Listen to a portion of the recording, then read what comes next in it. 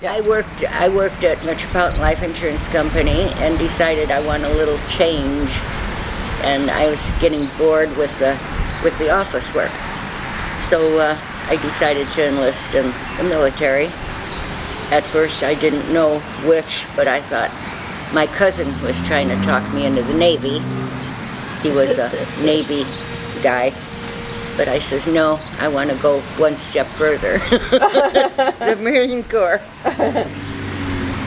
So I joined the Marine Corps and I was sent to Parris Island, 1959 Okay. to 1962.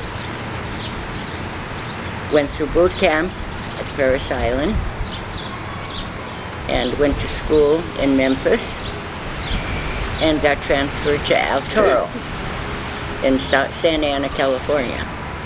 And I loved it there. Until this one morning we woke up and said there's an emergency and we have to get to the flight center because there's Matt's planes loading Marines. And went to work, and that's where we were stuck, on cots. Couldn't go back to the barracks, and it was all hush-hush, Cuban Missile Crisis. But I liked working in flight clearance. I met pilots, I met people from different countries, and I even got to go on vacation twice to Hawaii. Oh, nice. Aboard one of our squadron planes. Oh. Never would have went there. I enlisted in Evanston, Illinois. I was going to college for 3 years, and I decided that wasn't for me. And I knew my dad was at the Battle of the Bulge and was in the Army, so I heard stuff like that. You know, growing up, nothing about the Battle of the Bulge. He would never share his experiences. So he was in the Army? Army, Oh. yeah, the Acorn Division. And so I just didn't like school. Came home one Thanksgiving and I said, guess what, Mom and Dad? And we lived in Gary. Okay. So where did you go to high school? Horseman. Horseman. And so came home one Thanksgiving and lots of food and all that kind of stuff. And I said, well, I'm ready to drop out of college now. And my dad was a very peaceful man with words. He said, how are you going to support yourself?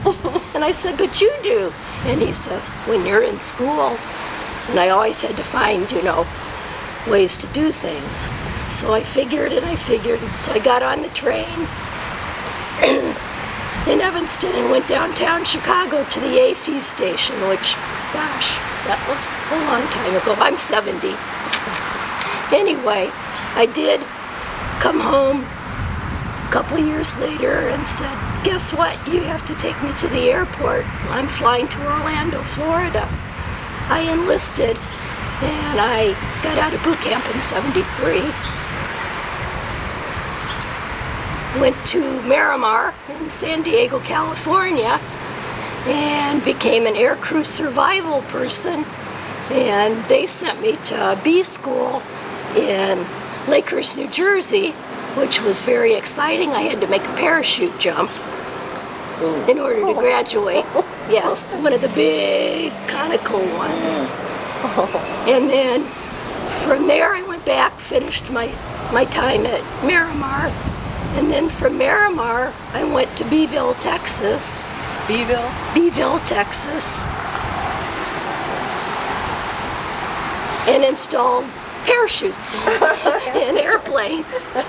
When you're younger, it's a lot easier, but the older you got, you had to try to figure out, now what am I going to do? So at that time, there was no consideration. I mean, they considered us all as one, so they were trying to figure out. So I got to do a lot of different things. They put me on the sweeper truck and thought maybe I'd like that. No way did I like that big truck. So then I got to go out on the flight line to the hot spot on the flight line and guide the planes down there and drop them off and come back.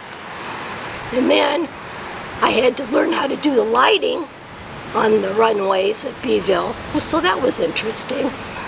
Left Beeville, And then I went to, where did I go after Beeville? I went to Spain, Rota, Spain. Wow. And then after Rota, my last duty station was New Zealand, Christchurch. Loved it.